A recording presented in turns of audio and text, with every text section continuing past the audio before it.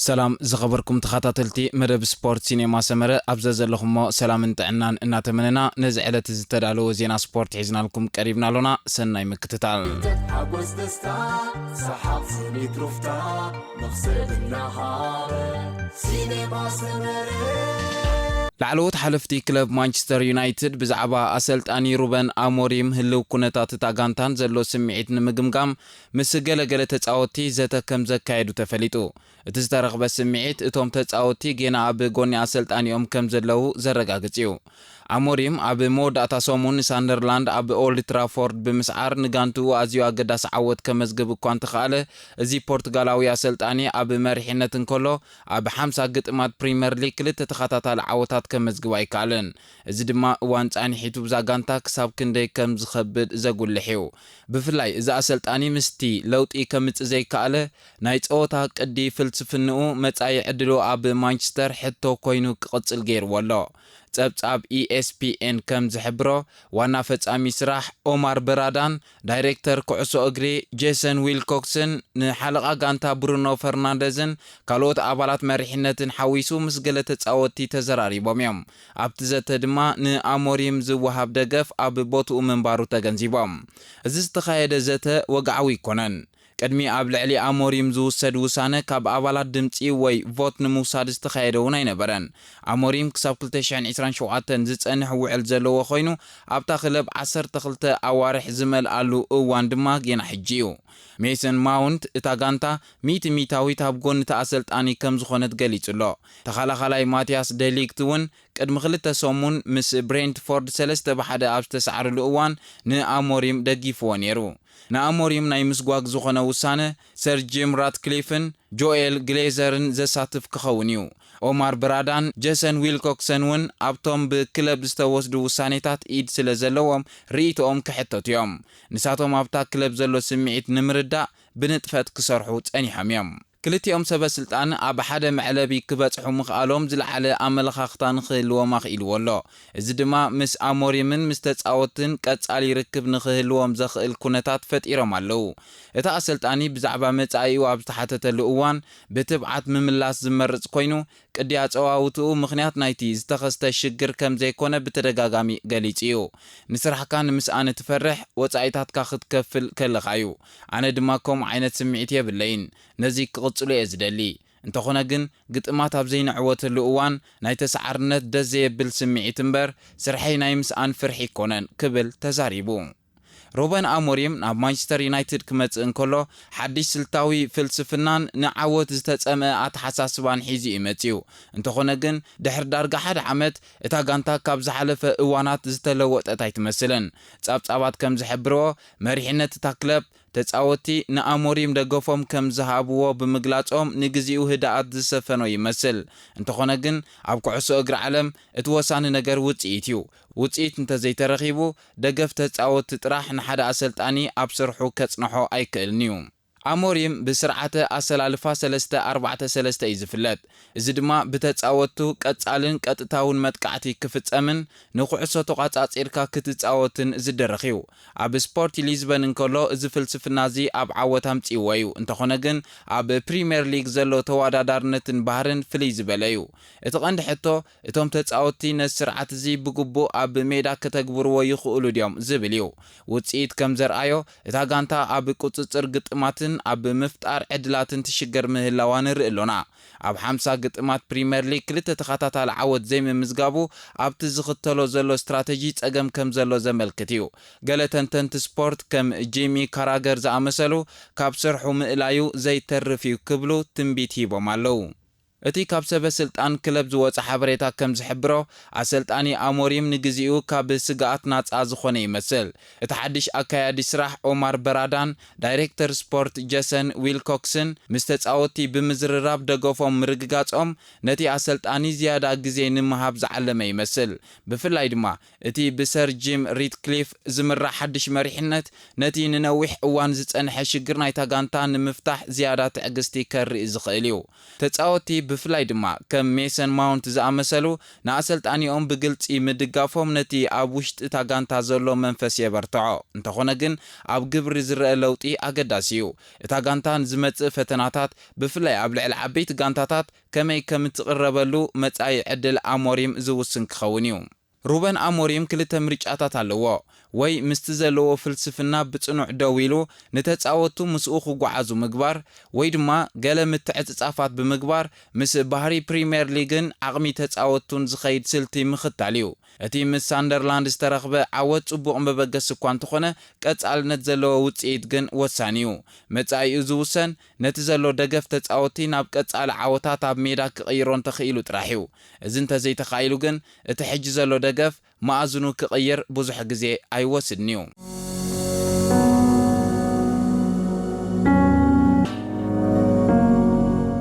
መሐመድ ሳላሕ ዝሓለፈ ዓመት ሓደ ካብቲ ዝበለጸ ብቕዓቱ ዘርኣየሉ እዋን ኮይኑ ሓድሽ ውዕል ክቕበል ክኢሉ ይኹን እምበር እዚ ናይ ሎሚ ዓመት ውድድር ኣብ ፈለምኡ ጥራይ እንከሎ ብቕዓቱ ብፍጥነት ምንቁልቋሉ ንብዙሓት ሕቶታት ከለዓዕል ጀሚሩ ኣሎ። ጋንታ ሊቨርፑል ንዓበይቲ ተጻወቲ ንኣገደስቲ ውዕላት ከምኡውን ንወሳኒ ውሳኔታት ኣብ ምውሃድ መብዛሕትኡ ግዜ ብልሕን ቁኑዕ ግዜን ትጥቀም እያ። ካብ አንፊልድ ወፂኦም ዝሓሸ ብቕዓት ዘርእዩ ተጻወቲ ኣዝዮም ውሑዳት ክኾኑ እንከለው ንተጻወቲ ኣብ ጫፍ ብቕዓቶም እንከለው ብመሸጣ ተፋንዎም። እዚ መትከላት እዚ መሐመድ ሳላሕ ኣብ ዝሓለፈ ክረምቲ ዕድሚኡ 33 ዓመት ምስ መልአ ምስ ተዓወቲ ፕሪምየር ሊግ ንምጽናሕ ካልእ ገዚፍ ውዕል ክሕተት እንከሎ ተፈቲኑ እዩ። ንኹሎም መለክዒታት ዕድመ ክዕብልሎም ምዃኑ የርእዩ ነይሮም። እንተኾነ ግን ብቕዓቱ ኣብ ሜዳ ነዚ መለክዒታት እዚ ዝጻረር እዩ ነይሩ። ሳላሕ ኣብ ዝሓለፈ ዓመት ብ34 ሸቶታት ምዝዛም ሓደ ካብቲ ዝበለጸ ብቕዓቱ ኣርእዩ። ካብዚ ዝበለጸ ሸቶታት ዘመዝገበ ኣብታ ናይ መጀመርታ ዓመቱ ጥራይ ነይሩ። ኣብዚ ዓመት እዚ ግን ኣይግድን እዩ ኮይኑ ዘሎ። ሳላሕ ንሓድሽ ውዕሉ ዝፈረመሉ ዕለት 11 ሚያዝያ እዩ ነይሩ። ኣብቲ እዋን እቲ ሊቨርፑል ዋንጫ ከም ዝወሰደት ርጉጽ እዩ ነይሩ። ኩሉ ነገር ድማ ናብ ቁኑዕ ዓንፈቱ ዝሓዘ ይመስል ነይሩ። እንተኾነ ግን እዚ ቀዲምካ ክትንበዮ ዘሸግር ኣጥቃዒ ቀስ ብቐስ ቁፅርታት ዘመዝግቦ ሸቶታት ክወርድ ጀሚሩ እዩ። ኣብተን ናይ መወዳእታ 9 ፀወታታት ናይ ዝሓለፈ ዓመት 2 ሸቶ ጥራይ ኣመዝጊቡ። ኣብዚ ዓመት እዚ ድማ ክሳብ ሕጂ 2 ሸቶታት ጥራይ ኣመዝጊቡሎ። እዚ ማለት ካብቲ ኣብ መጀመርታ ሚያዝያ ምስ ኤቨርተን ኣብ ዝተጻወተሉ እዋን ጀሚሩ ኣብ 16 ፀወታታት 4 ሸቶ ጥራይ ኣመዝጊቡ። እዚ ሓንቲ ሸቶ ኣብ ነፍሲ ወከፍ 4 ፀወታታት ማለት እዩ። ንሓደ ከም ሳላሕ ዝኣመሰሉ ዓቕሙ ብሸቶታት ዝልካዕ ተጻዋታይ እዚ ኣሃዝ እዚ ኣዝዩ ኣሸቓሊ እዩ። ብተወሳኺ ሓፈሻዊ ብቕዓቱ እውን ኣዝዩ ወሪዱሎ።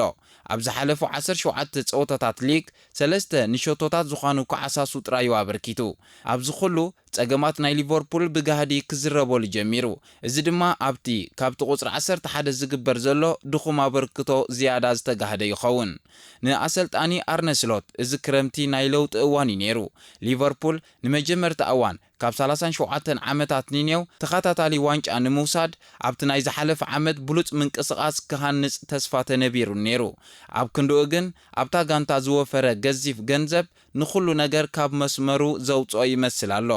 ኣብ መጀመርታ 5 ፀወታታት ዝተረኽበ ዓወታት ንሓደገኛ ተበግሶ ዘነጸረ እዩ ነይሩ። እዚ ተበግሶ እዚ ንህልው ምንቁልቋል ብቕዓት ሳላሕ እውን ዝጋረደ ይመስል። ኣሌክሳንደር ኢሳቅን ሁጎ ኤኪቴከን ከም ቀንዲ ኣጥቃዕቲ መጺኦም ኣለው። እንተኾነ ክሳብ ሕጂ መን ኣበይ ይጻወት ንጹር ምድብ የለን። ፍሎሪያን ዊርትዝ ከም ስማዊ ቁጽሪ 10 ይመጽኡ። እንተኾነ ግን ኣጀማምርኡ ዝሑል ነይሩ። ነዚ ተጻዋታይ እዚ ናብቲ መብዛሕትኡ ግዜ ፕሌይሜከር ዝነበሮ ኣሰላልፋ ምእታው ገና ግዜ ይወስድ ኣሎ። ኣብ ርእሲ እዚ ድማ ትረንት ኣሌክሳንደር ኣርኖልድ ናብ ማድሪድ ተሰጋጊሩ። ጀረሚ ፍሪምፖንግ ከም ተተካኢ ተዓዲጉ። ኮነር ብራድሊ እውን ኣብ የማናይ መስመር ተኸላኻሊ ዝያዳ ግደ ንኽህልዎ ይደፍእ ኣሎ። እንተኾነ ግን እዚ ብዙሕ ለውጥታት እዚ ኣብ ነፍሲ ወከፍ ተጻዋታይ ታጋንታ ጽልዋ ዝገብር ዘሎ ይመስል። ንነዊሕ እዋን ኣቀራርባ ሊቨርፑል ብዘይካ ውሕዳት ምትዕራያት ቀሊል ግን ውጽኢታዊ ነይሩ። ልዑል ሓይልን ብልሓትን ዘለዎ ፍጥነት ኣብ ናይ ለውጢ እዋናት ንኣጸዋውታ ሳላሕ ዝሰማማዕ መለለይ ነይሩ። ሕጂ ግን ምስ ሓደስተ ኣባላት ኣገባብ ኣጸዋውትኦም ክቕይሩ ክብሉ ከም ቀደሙ ይሰርሕ የለን። ኩሉ ስታቲስቲክስ እንተረኣ ተዓዚብና ጽልዋ ሳላሕ ኣብ ኣጸዋውታ ከም ዝነከየ ይረጋገጽ። ካብ ኣቐዲሙ ዝነከየ ሸቶ ናይ ምፍታን ዕድላት ከምኡውን ካብ ዝነበሮ ንታሕቲ ናይ ምድራብ ክእለት የርኢ ኣሎ። እዚ ኩሉ ናብ ዝተሓተ መዝገብ ሸቶታት የምርሕ ኣሎ። ኣብ ልዕሊ እዚ ኣተሓሳስብኡ እውን ሕቶታት ከለዓዕል ጀሚሩ ኣሎ። ድሕሪቲ ኣብ ልዕሊ ቸልሲ ዝተገብረ ስዕረት ኣብ ውሽጢ ሰሙን ሳልሳይ ስዕረት ሊቨርፑል ዋይን ሩኒ ከምዚ ኢሉ ነይሩ። ጫፍ ብቕዓት ዝበጽሑ ተጻወቲ ትዕቢት ኣለዎም። ሞሳላሕ ድማ ንነዊሕ እዋን ሓደ ካብቶም ዝበለጹ ተጻወቲ እዚ ሊግ ነይሩ። ኩሉ ነገር ጽቡቕ ክኸውን እንከሎ ሸቶታት ተመዝግብን ጸወታታት ትዕወትን እንተ ደኣ ኮንካ እዚ ብሉጽ ነገር እዩ። እታ ጋንታ ድማ ነዚ ክትጻወሮ ትኽእል እያ ክብል ገሊጹ።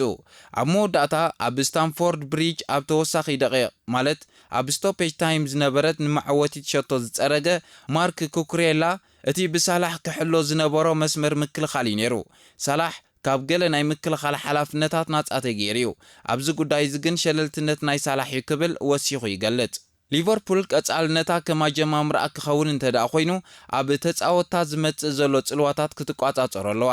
ሳላሕ ን8 ዓመታት ማሽን ሸቶታት እዩ ነይሩ። ኣብ ዝሓለፈ ወርሒ ኣብቲ ናይ ባሎን ዲኦር ሽልማት ራብዓይ ዝበለጸ ተጻዋታይ ዓለም እውን ተሰይሙ እዩ። ሕጂ ግን ካብቲ ወላ እንተዘየማዕበሎ ግን ክቕጽሎ ዝግብኦ ደረጃኡ ኣዝዩ ርሒቑ ይመስል። መሐመድ ሳላሕ ኣብ 33 ዓመት ዝርከብ ዕድመ ክኸውን እንከሎ ንሓደ ከምኡ ዝበለ ኣብ ፍጥነትን ቅልጣፈን ዝተሞርከሰ ኣጻዋውታ ዘለዎ ተጻዋታይ እዚ ወሳኒ ምዕራፍ እዩ። እቲ ንተኸላኸልቲ ሓንሳብ ገዲፎም ዝኸደሉ ዝነበረ ፍጥነት ቀስ ብቐስ ይጎድል ኣሎ።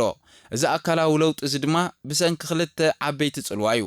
ቀዳማይ ጉድለት ዝነበሮ ፍጥነት ድሕሪ ነዊሕ ፓስ ገይሩ ኩዕሶ ንምብጻሕ ወይ ንተኸላኻሊ ብፍጥነት ሓሊፍካ ንምእታው ዝነበሮ ፍጥነት ነኪሎ። እዚ ማለት እቲ ዝዓበየ መሳርሒኡ ተዳኺሙሎ ማለት እዩ። ካልኣይ ሎንግ ሪካቨሪ ታይም ድሕሪ ከቢድ ጸወታ ሰብነቱ ዘድልዮ ናይ ሪካቨሪ ግዜ ይነውሓሎ። እዚ ኣብ ውሽጢ ሓፂር ግዜ ተደጋጋሚ ጸወታታት ክህልዎ እንከሎ ጸቕጢ ይፈጥረሉ። ብዘይካዚ ታክኒካዊ ለውጢ ኣሰልጣኒ ኣርነ ስሎትን ዘይምስምማዕን እዩ። እቲ ካብ ናይ የርገን ክሎፕ ማለት ጌጌን ፕሬሲን ሜላ ጸወታ ናብ ናይ ኣርነ ስሎት ዝያዳ ኣብ ቁጽጽር ኩዕሶ ዘድሃበ ኣገባብ ዝተገብረ ለውጢ ንሳላሕ ኣዝዩ ጎዲእዎ እዩ። ኣገባብ ክሎፕ ኣብ ቁልጡፍ መልሰ መጥቃዕትን ኣብ ድሕሪ ተኸላኸልቲ ዝርከብ ገፊሕ ቦታን ዝምርኮስ ነይሩ። እዚ ንሳላሕ ኣዝዩ መቺእዎ ከም ዝነበረ ተዓዚብና ኢና። ናይ ስሎት ኣገባብ ግና ንኩዕሶ ብዙሕ ግዜ ብመሓዝዩ መጥቃዕቲ ዝጅመር። ዊርትስ ከም ቁጽሪ 10 ፕሌይሜከር ምምጽኡ ንመላእ ቅርጽ መጥቃዕቲ ሊቨርፑል ቀይርዎ እዩ። ቀደም ኩሉ ናይ መጥቃዕቲ ሓሳባት ብመንገዲ ሳላሕ ማኔ ፈርሚኖን ዝፍጠር ነይሩ። ሕጂ ዊርትስ ናይቲ መጥቃዕቲ አንጎሎ ክኸውን ይፍተን ኣሎ። እዚ ንሳላሕ ካብ ቀንዲ ማእኸል መጥቃዕቲ ኣውፂኡ ናይ ሓጋዝ ተራ ክቕይሮ ይኽእል እዩ። እቲ ካልእ ምፍልላይ ምስ ትረንት ኣሌክሳንደር ኣርኖልድ እዩ። እዚ ምናልባት እቲ ዝዓበየን ቀጥታዊ ጽልዋ ዝፈጠረን ረቑሒ ክኸውን ይኽእል እዩ። ምኻድ ኣሌክሳንደር ኣርኖልድ ናብ ሪያል ማድሪድ ንሳላሕ ብልክዕ ጎዲእዎ እዩ። ንዓመታት ሳላሕን ኣርኖልድን ኣዝዮም ዝተረዳድኡ ኮይኖም እዮም ጸኒሖም። ኣርኖልድ መዓስ ንውሽጢ ክኣቱ ሳላሕ ድማ መዓስ ንግዳም ክኸፍት ከም ዘለዎ ብዘይ ምልክት ይረዳድኡ እዮም ነይሮም። ኣርኖልድ ብቕልጡፍ ናብ ቅድሚት ብምኻድ ንኽልተ ተኸላኸልቲ ናብኡ ከም ዘተኩር ይገብር ነይሩ። እዚ ንሳላሕ ሓደ ንሓደ ክገጥም ወይ ናብ ውሽጢ ክኣቱ ቦታ ይፈጥረሉ። እቲ ብልክዕ ዘመሓላልፈን ዝነበረ ነዋሕቲ ፓሳት ሕጂ የለዋን። ጀረሚ ፍሪምፖንግ ብሉጽ ተጻዋታይ እኳ እንተኾነ ከም ኣርኖልድ ዝኣመሰለ ክእለት ናይ ምሕላፍ ኩዕሶ ብፍላይ ድማ ንሳላሕ ከምቲ ዝድለ ኣይኮነን። ብሕፅር ዝበለ ሳላሕ እቲ ንዓመታት ዝሰርሖ ኬሚስትሪ ፈሪሱሎ።